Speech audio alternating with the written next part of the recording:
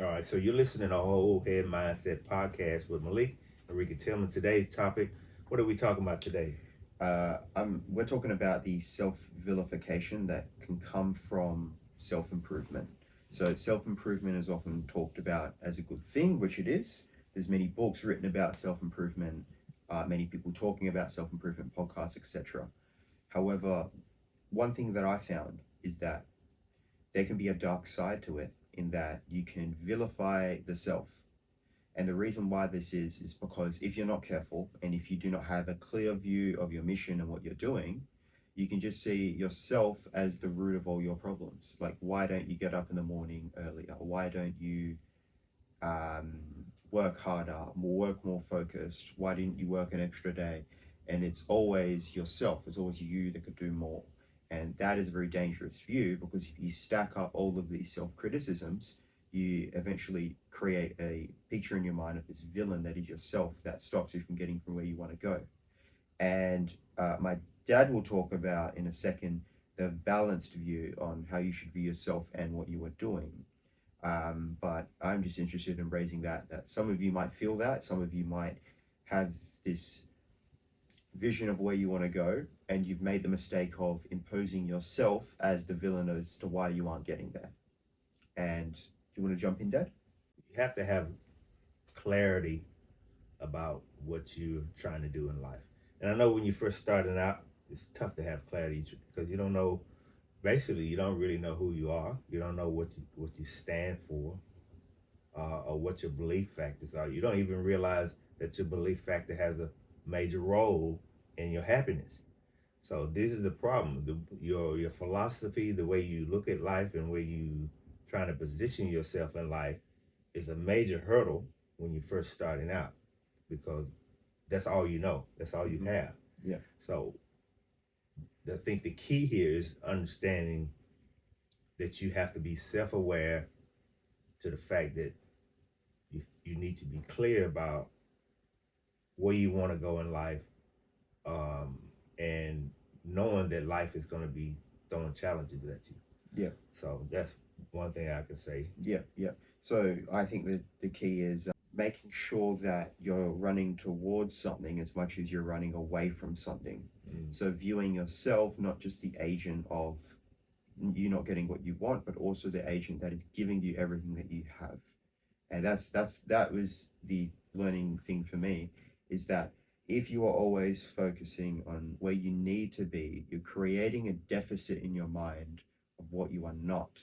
And then you're forgetting that there's an inversion to that. There's the opposite, which is that everything which you have, everything that you have ever built, and the person that you are, in all of its glory, was your hand.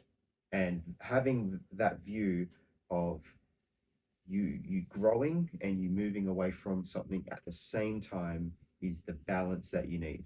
It's a balanced view, and that's the clear view.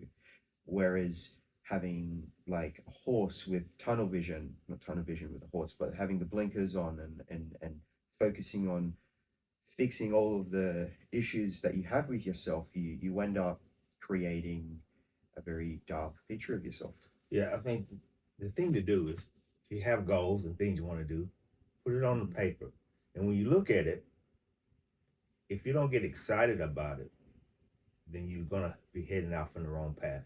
So the things you want to do in life, you want to put it in front of you, and you want to get excited about it. Mm-hmm. Now, you don't have everything that you put on the paper. You don't have what you're chasing. That's what Mm-hmm. learning and growing and living life is all about. So you have to be focused on the fact that you need to be inspired, and have enthusiasm about where you're headed in life. Yeah, yeah, yeah.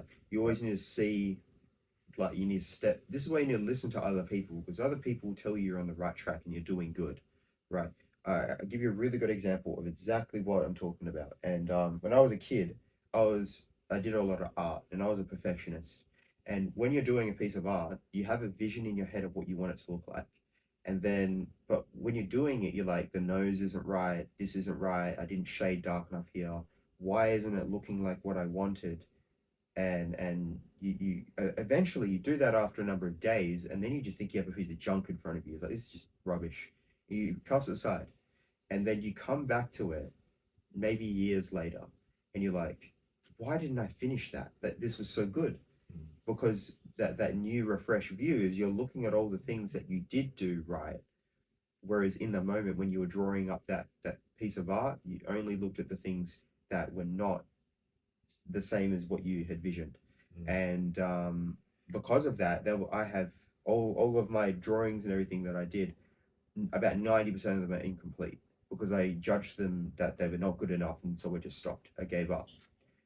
Right. Yeah, well, what you were also doing and didn't realize it, every time you stood in front of your project, you were bringing the life burdens that you had throughout the week and the months, and you brought it to the project. So Mhm. the attitude, how you're feeling, Mhm. where you viewed your day, your week, your month, was brought to that project, and you just projected it into that It was a project. mirror of shortcomings. So the shortcomings which I might have had in life generally were showing up as I was trying to create something as well. Like those shortcomings are, I'm not doing this right, I'm not doing that right. It's reinforcing more about myself that I was not good enough.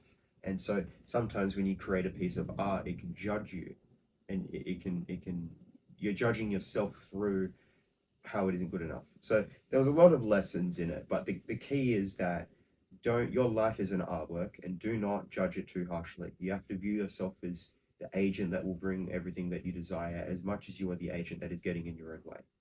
Yeah, that's true. So yeah, if I can refer back to the artwork, if you started out with a level of enthusiasm and excitement, and then that dissipated, then that was you not staying focused and clear about why did you start this project, Mm-hmm. and what did you think it was going to come out Mm. as, so staying focused on what you do, where you headed in life, staying energetic and have a level of enthusiasm and care about what you're doing.